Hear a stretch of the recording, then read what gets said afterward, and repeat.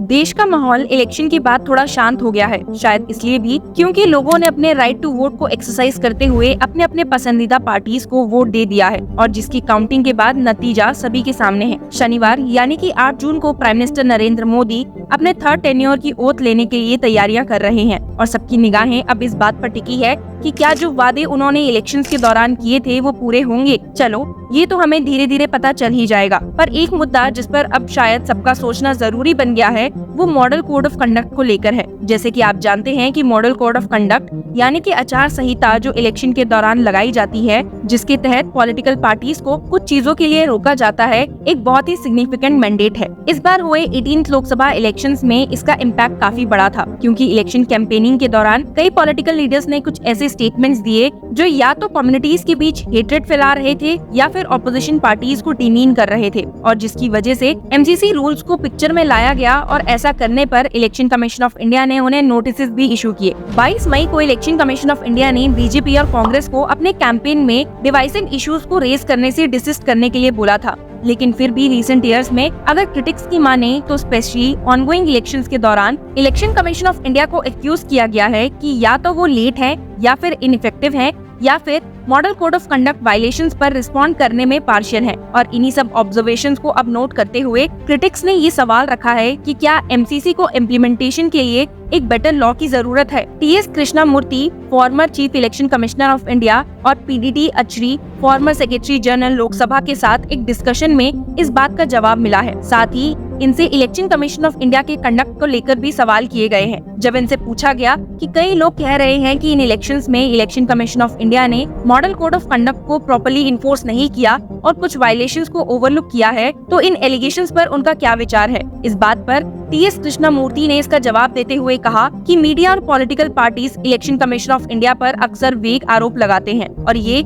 हर election के दौरान common होता है। पॉलिटिकल पार्टीज की बात करें तो एक सेट ऑफ पार्टीज या दूसरा सेट हमेशा कोई न कोई शिकायत जरूर करेगा। ये हर इलेक्शन में बहुत ही कॉमन होता है। पार्टीज के अपने पॉलिटिकल रीजंस होते हैं शिकायतें करने के लिए। जरूरी ये है कि पता चले कि ये शिकायतें कितनी जेन्युइन है और उन पर क्या एक्शन लिया गया है। ये लोगों के हाथ में है डिसाइड करना कि क्या लिया गया एक्शन फ्री एंड फेयर था या नहीं। आगे क्या मॉडल कोड ऑफ कंडक्ट की इम्प्लीमेंटेशन के लिए एक बेहतर लॉ होना चाहिए, इस पे चर्चा करते हुए पीडीटी अचरी ने कहा कि मैं इसे पॉलिटिकल पार्टीज के नजरिए से नहीं देखता बल्कि कानून और संविधान के नजरिए से देखता हूँ। लीगल इन्फोर्सिएबिलिटी की बात ही नहीं होती क्योंकि एमसीसी के पास लीगल टीथ नहीं है, लेकिन बात ये है कि इलेक्शन कमीशन ऑफ इंडिया को बहुत सारी पावर्स दिए गए हैं। उन्होंने बताया कि असल में जस्टिस कृष्णा अय्यर ने अपने एक जजमेंट में कहा था कि इलेक्शन कमीशन ऑफ इंडिया एक पावर्स का रिजर्वोयर है। मतलब ये कि इलेक्शन कमीशन ऑफ इंडिया के पास इलेक्शंस को फ्री एंड फेयर बनाने के लिए बहुत सारी पावर्स हैं। इसीलिए एमसीसी को लीगल टिप देना जरूरी नहीं है। क्यों एमसीसी को लीगल टिप नहीं देना चाहिए, इसके विषय में भी बोलते हुए उन्होंने कहा कि इसके खिलाफ आर्ग्यूमेंट्स ये हैं कि अगर election commission of India courts में जाती है तो बहुत वक्त लग जाएगा। जब इलेक्टोरल प्रोसेस शुरू होता है तो उसे जल्दी से जल्दी कंप्लीट करना चाहिए। इसीलिए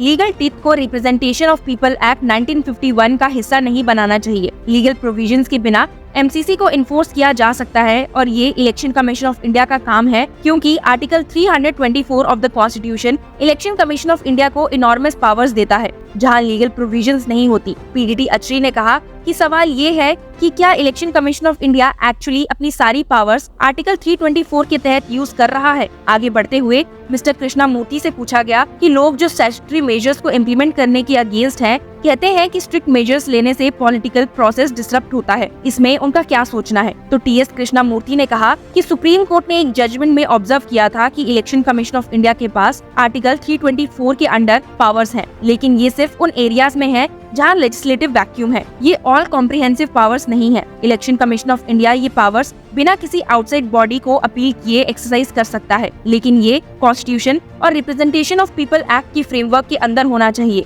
इलेक्शन कमीशन ऑफ इंडिया के पास एक्स्ट्राऑर्डिनरी पावर्स नहीं है जो लॉ के प्रोविजन से बियॉन्ड जा सके। कृष्णामूर्ति ने बताया कि इलेक्शन कमीशन ऑफ इंडिया अपने डिसीजंस के लिए अकाउंटेबल है। मॉडल कोड ऑफ कंडक्ट का main purpose level playing field ensure करना और इलेक्शंस को फ्री एंड फेयर बनाना है। प्रॉब्लम ये है कि मॉडल कोड ऑफ कंडक्ट सिर्फ एक कोड है। अगर वायलेशन होती है तो election commission of India IPC या रिप्रेजेंटेशन ऑफ पीपल एक्ट के अंडर केस फाइल कर सकता है या FIR लॉन्च कर सकता है, लेकिन ये प्रोसेस कोर्ट्स में मंथ्स या ईयर्स ले लेता है और पुलिस जो स्टेट गवर्नमेंट के अंडर काम करती है वो भी एक्शन लेने में रूलिंग पार्टी के इन्फ्लुएंस में होती है। एक और सिनेरियो समझाते हुए कृष्णमूर्ति बोले, अगर वायलेशंस IPC या रिप्रेजेंटेशन ऑफ पीपल एक्ट के अंडर कवर नहीं होती तो इलेक्शन कमीशन ऑफ इंडिया सिर्फ कैंडिडेट को कैंपेन से बैन कर सकता है। इलेक्शन कमीशन ऑफ इंडिया के पास वाइड रेंजिंग पावर नहीं है जैसे लोग एज्यूम करते हैं और यही एक प्रॉब्लम है। इसीलिए मेरे हिसाब से इलेक्शन कमीशन ऑफ इंडिया को कुछ लिमिटेड पावर्स दी जानी चाहिए, जैसे मॉनेटरी पेनल्टी या टेम्परेरी डिस्क्वालिफिकेशन इम्पोज करने की। कुछ एरियाज में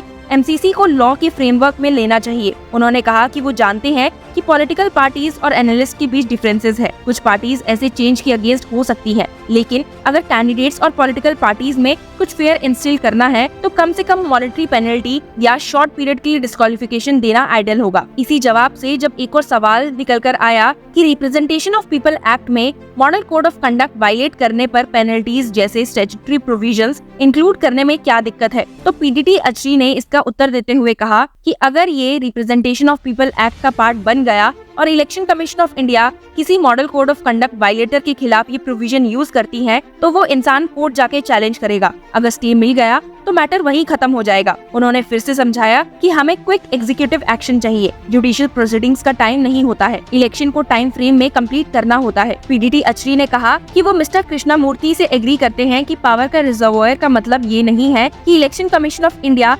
ओमनीपोटेंट है और कॉन्स्टिट्यूशन और लॉ के बाहर ऑपरेट कर सकती है। उन्होंने भी रिस्पॉन्ड किया कि सुप्रीम कोर्ट ने क्लियर किया है कि अगर स्टैट्यूटरी लॉ है तो इलेक्शन कमीशन ऑफ इंडिया को उसी को फॉलो करना पड़ेगा। अगर स्टैट्यूटरी लॉ नहीं है तो election commission of India article 324 की पावर्स ले सकती है। इसको और अच्छे से समझाने के लिए उन्होंने एग्जाम्पल दिया कि सपोज कोई इम्पोर्टेंट पर्सन MCC वायलेट करता है। ऐसे केस में इलेक्शन कमीशन ऑफ इंडिया ने इस इलेक्शन में भी लीडर्स को 24 या 48 आवर्स के लिए कैंपेन से हटा दिया था। अगर इलेक्शन कमीशन ऑफ इंडिया ये पावर यूज कर सकती है तो किसी सीरियस वायलेशन पे पूरे इलेक्शन के ड्यूरेशन के लिए हटा सकती है। ये call election commission of India को ही लेना होगा। इसके बाद वो सबका ध्यान इलेक्शन सिंबल्स ऑर्डर 1968 के पैरा 16A पर ले गए, जो कहता है कि अगर MCC वायलेशन होता है तो election commission of India party को डी रिकॉग्नाइज या टेम्पररी सस्पेंड कर सकती है, जिससे साफ होता है कि ऐसा नहीं है कि इलेक्शन कमीशन ऑफ इंडिया के पास अथॉरिटी नहीं है। TS कृष्णमूर्ति ने ये सुनकर ऐड किया कि हाँ, इलेक्शन कमीशन ऑफ इंडिया के पास इलेक्शन सिंबल्स ऑर्डर के तहत सिंबल विड्रॉ करने की पावर है, लेकिन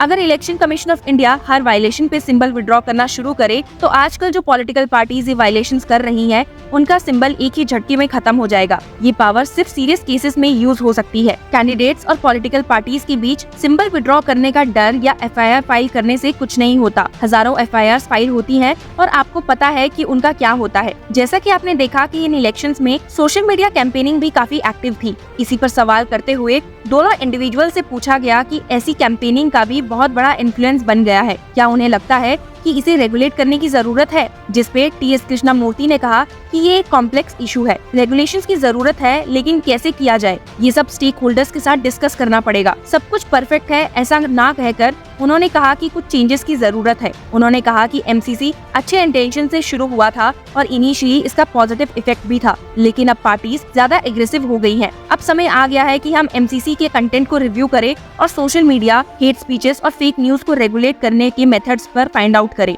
इस पॉइंट पर उन्होंने ये भी क्लैरिफाई किया कि ये समझाना जरूरी है कि इलेक्शन कमीशन ऑफ इंडिया के पास इलेक्शन प्रोसेस के दौरान वायलेशंस को क्विकली हैंडल करने का पावर नहीं है। PDT अचरी ने भी इसमें कंट्रीब्यूट किया, ये कहते हुए कि सोशल मीडिया अभी अनरेगुलेटेड है, इसीलिए कुछ गलत इन्फॉर्मेशन भी उस पर चली जाती है, लेकिन जब बाकी मीडिया जैसे इलेक्ट्रॉनिक और प्रिंट मीडिया कंट्रोल में है तब लोगों को सोशल मीडिया से काफी इन्फॉर्मेशन मिलती है। इसीलिए कुछ हेल्दी रेगुलेशंस होने चाहिए, लेकिन सोशल प्लेटफॉर्म्स भी अपना इम्पोर्टेंट पर्पस सर्व कर रहे हैं, स्पेशली ऐसी सिचुएशन में। एक आखिरी सवाल का जवाब देते हुए कि पिछले कुछ सालों से ये डिबेट हो रही है कि क्या election commission of India level playing field ensure कर पा रही है, इस पे PDT अचरी ने बोला कि सवाल ये है कि क्या इलेक्शन कमीशन ऑफ इंडिया अपनी सारी पावर्स यूज कर रही है उन सिचुएशंस में जहां सीनियर पॉलिटिकल लीडर्स कैंपेन करते वक्त MCC वायलेट करते दिखते हैं। क्या इलेक्शन कमीशन ऑफ इंडिया ऐसे सिचुएशंस में इफेक्टिवली एक्ट कर रही है और MCC को यूनिफॉर्मली अप्लाई कर रही है सब पे, चाहे उनका पॉलिटिकल पोजीशन कुछ भी हो। ये डिस्कस करने वाली बात है। ये एक सीरियस सिचुएशन है और हम सब जानते हैं कि इस इलेक्शन में क्या हो रहा है। इसी एक कंट्रोवर्शियल जवाब के साथ दोनों पर्सनालिटीज ने अपने डिस्कशन को खत्म किया, पर आपने देखा कि कैसे दोनों रेनाउंड पोजीशन होल्डर्स ने इलेक्शन कमीशन ऑफ इंडिया और एमसीसी को लेकर अपने इनसाइट हम तक पहुंचाए हैं, जिससे आपको शायद थोड़ी क्लैरिटी मिल गई होगी कि 18th लोकसभा इलेक्शंस में जो एमसीसी वायलेशंस देखने को मिले उसे और कैसे टैकल किया जा सकता था, या फिर जैसे टैकल किया गया है वो इलेक्शन कमीशन ऑफ इंडिया का बेस्ट टेक है या नहीं। आप इस पे सोचिए और इस डिस्कशन के बारे में हमें बताइए।